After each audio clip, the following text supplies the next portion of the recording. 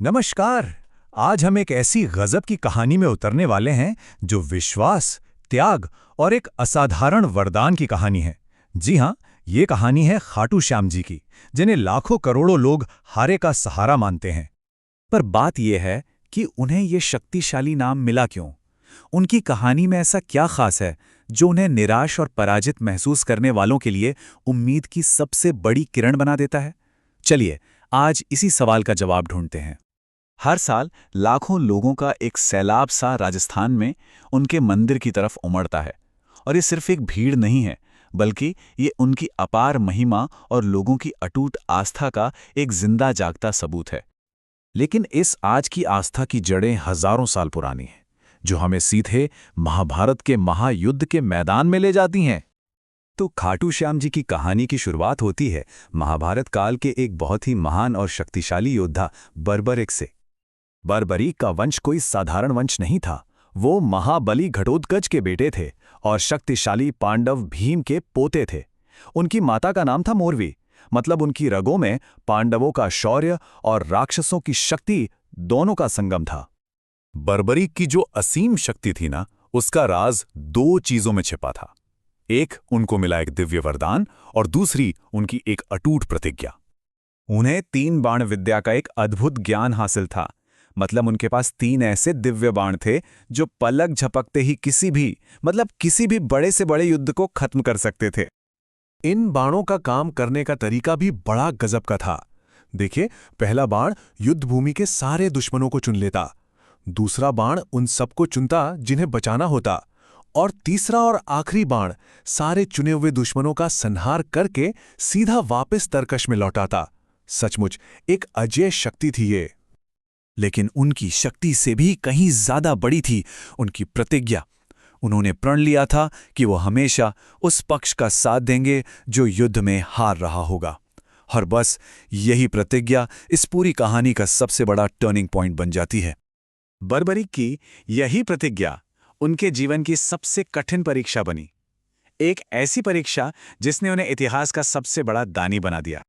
तो हुआ यूं कि जब बर्बरीक युद्ध के लिए निकले तो खुद भगवान श्री कृष्ण एक ब्राह्मण का भेष बदलकर उनकी परीक्षा लेने आ गए। कृष्ण ये जानते थे कि बर्बरीक की प्रतिज्ञा धर्म की स्थापना में एक बहुत बड़ी रुकावट बन सकती है। ब्राह्मण के रूप में श्री कृष्ण ने बर्बरीक से एक ऐसा दान मांगा जिसे देने की हिम्मत शायद उस युग का सबसे महान योद्धा ही कर सकता था। और वो दान था बर्बरीक का अपना शीश। जी हां, श्री कृष्ण ने दान में बर्बरीक का सिर ही मांग लिया। ये उनकी भक्ति और उनके वचन की सबसे बड़ी और आखिरी परीक्षा थी।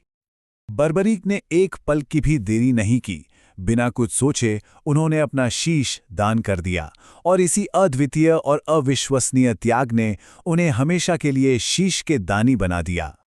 बर्बरीक के इस महान बलिदान को देखकर श्री कृष्ण बहुत प्रसन्न हुए और उन्होंने बर्बरीक को एक ऐसा दिव्य वरदान दिया जिसने उन्हें हमेशा के लिए अमर कर दिया। कृष्ण ने उन्हें वरदान दिया कि कलयुग में तुम मेरे ही नाम यानी श्याम से पूजे जाओगे, और तुम्हारी पूजा स्वयं मुझसे भी पहले होगे। बस इसी एक वरदान ने योद्धा बर्बरीक को पूजनीय देवता खाटू श्याम जी बना दिया। इतना ही नहीं, श्री कृष्ण ने बर्बरीक के उस जीवित शीश को एक ऊंची पहाड़ी पर रख दिया ताकि वो अपनी आंखों से महाभारत का पूरा युद्ध देख सकें। और उन्होंने पूरे 18 दिन तक उस युद्ध को देखा।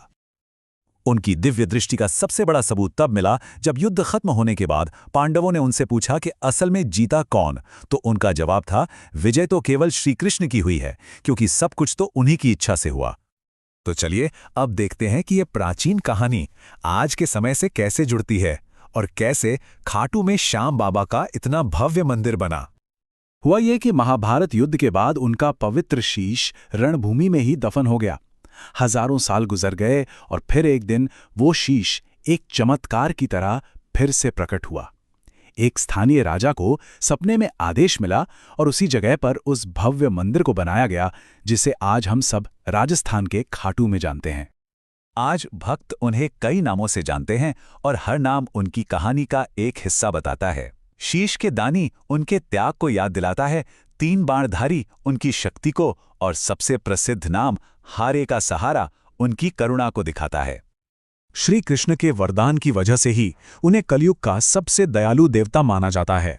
भक्तों का ये अटूट विश्वास है कि वो हर नामुमकिन परिस्थिति को मुमकिन बना सकते हैं, और यही विश्वास हारे हुए और निराश लोगों को उनमें अपना सबसे बड़ा सहारा देखने के लिए खींच लाता है।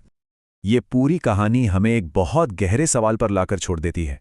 अगर हर जीत आखिर में श्री कृष्ण की ही है, तो फिर हार का असली मतलब क्या है? शायद असली हार युद्ध के मैदान में नहीं होती, बल्कि तब होती है जब इंसान विश्वास और धर्म का रास्ता छोड़ देता है।